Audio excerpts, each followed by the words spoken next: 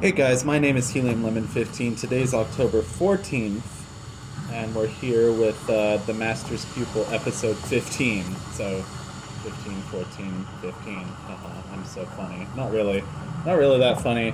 Anyway, this is going to be the second to last video in the Master's Pupil series. I know these last couple videos have taken me a lot of effort to make.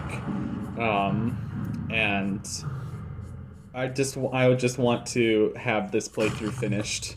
I mean, it's been cool. It's been interesting as an artistic experience. It's been really interesting. This is really cool right here. This long painting, just the sounds of nature. What is this thing that's just falling and crushing the rest of the bridge? Oh no. Anyway, who cares?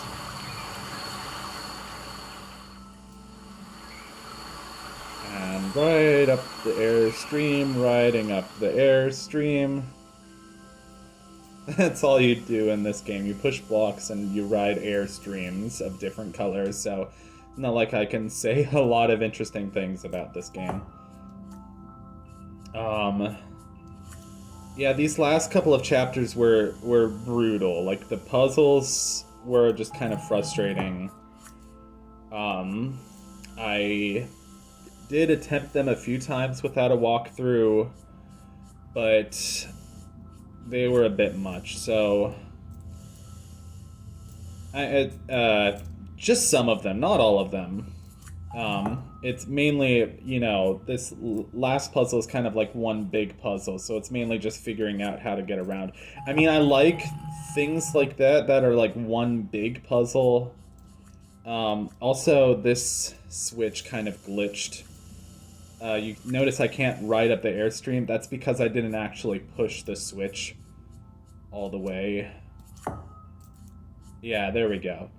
It doesn't work until it clicks into place. That was kind of a weird bug. And I like the feeling of like physicality of like the momentum on these switches, but like sometimes when you're trying to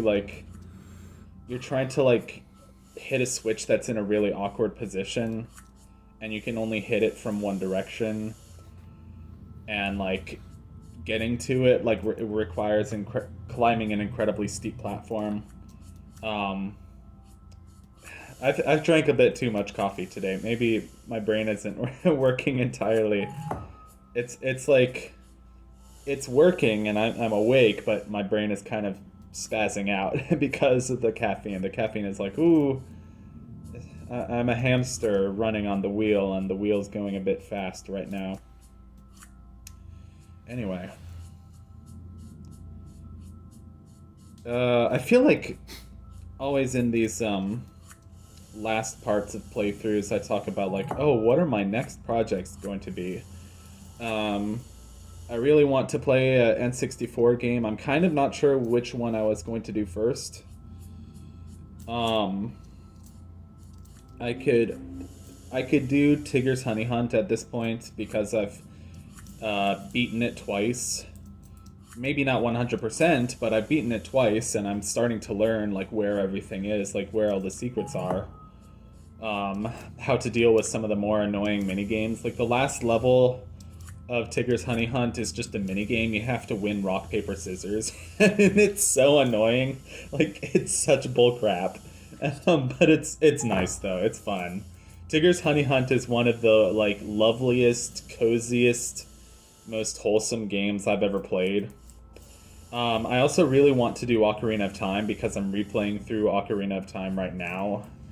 But I've wanted to do Kirby 64 and Paper Mario also because they're like really meaningful games to me. One more time.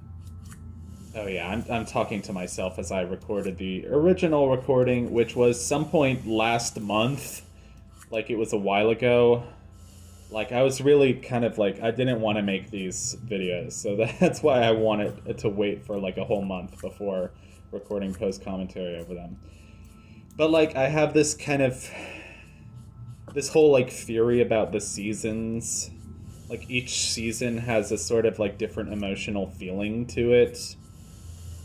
Like see and like Okay. I don't know, sometimes I feel weird like if I've gotten accustomed to like playing one game in a particular season that I won't be able to play it in another season, which I mean is kind of ridiculous, but like at this point, like playing Paper Mario every summer has become such a routine for me that I feel like funny playing it in any other season besides the fall. Like I'm sure, like besides the summer, I mean. So I'm sure like if I try playing it in the fall, it'll be fine. It'll just take some getting used to. I'm also playing through a few games, just like for the first time ever, just experiencing them and learning them.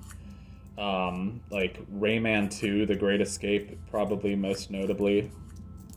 I'm playing a little bit of Sea of Stars, but I'm playing that like less regularly, just because I don't know, something about RPGs. I like to take my sweet time with RPGs.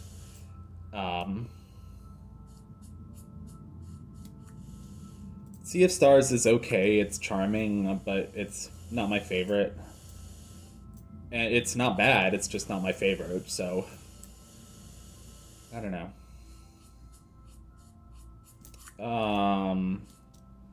I started playing Donald Duck Going Quackers, just like for shits and giggles, like the first level. I'm also like still keeping that journal where like I watch all these different video game playthroughs, and I finished watching Medieval 2.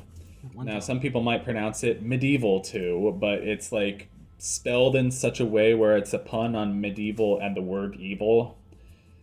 So I like to pronounce it medieval so that the pun comes across. I don't know, I'm stupid.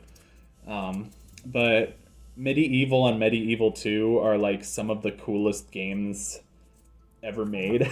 Like it's oh, I should have edited that part out.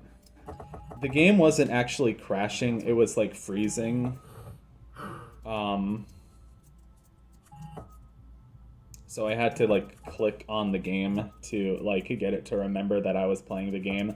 Like I think it was some like my Mac was doing some either pop-up or antivirus, like either some update or antivirus related pop-up, and it kept making the game think that I wasn't playing it anymore. So this puzzle is annoying, and I have I'm going through the footage at twice speed, of course. Yeah, watching the medieval games is like convinces me that like the PS1 was incredible. Like the PS1 must have been an incredible time. Just like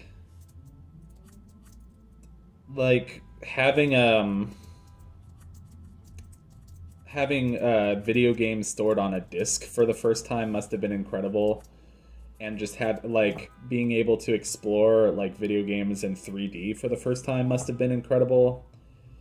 What the hell's going on out there?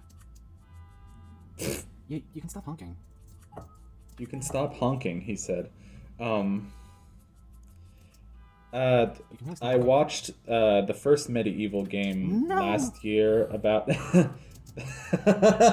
about this time of year last year, like October or November, and I just remember it feeling like a very cool, cozy atmosphere. Cozy, like spooky, like Halloween. I don't know how to describe it, but the fact that Medieval 2 had so many like cool places in it, like the Naval Academy, the museum, like all these places that were kind of based on like 19th century London, felt like just really cool. I don't know. So at this point, you have to get over. You have to hit the switch. How do we do this puzzle? Also, at some point last month, I watched a playthrough of Banjo-Kazooie Grunty's Revenge for the GBA. Jump. I I'm very excited to be done with this game. was not. I'm very excited to be done with this game. I was not expecting like a really cool Banjo-Kazooie game to work on the Game Boy Advance, but holy heck, they figured out how to do it. And now, like, it was a game that I kind of like ignored for a while, being like, oh, it's a crappy handheld Banjo-Kazooie. Like, who would want to play that? This game can suck my... Excuse me, watch your language. I just felt like, wow. I felt like a lot of joy watching Banjo-Kazooie Grunty's Revenge because, like, I love Banjo-Kazooie. It's no secret.